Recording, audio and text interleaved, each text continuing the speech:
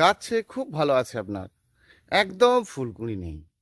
তাহলে একদম ফুলকুঁড়ি নেই, আপনার ১ম কাজ হবে একটু রৌদ্র বেশি দেওয়া। খাদ্য দেওয়াটা টোটালি বন্ধ করা। আর গাছের গোড়ায় একটু জল কম দেওয়া।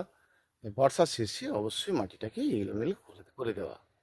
তারপরে দেখবেন নিজের থেকেই ফুলে ফুলে ভরে যাচ্ছে।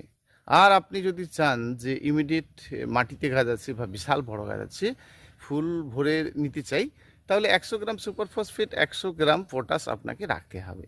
সবসময় কিন্তু ব্যবহার করা যাবে না। এই দুজনের থেকে মাত্র টেবিল চা চামচের ১ চামচ নেবেন। গাছের গোড়ায় প্রথমত জল দেবেন, সাইডে এটা দিয়ে এলোমেলো করবেন। ঠিক ১ দিন পরে জল দেবেন। দেখবেন ফুলে ফুলে ভরে উঠবে আপনার গাছটি। পেঁয়াজের খোসার জল দিলেও খুব ভালো হয়, কিন্তু অনেক সময় নিয়ে হবে। আপনি ধীরে ধীরে করতে চাইলে দিতে পারেন। পেঁয়াজের খোসাকে জলে ভিজিয়ে সেই জলটা আপনি দিতে পারেন।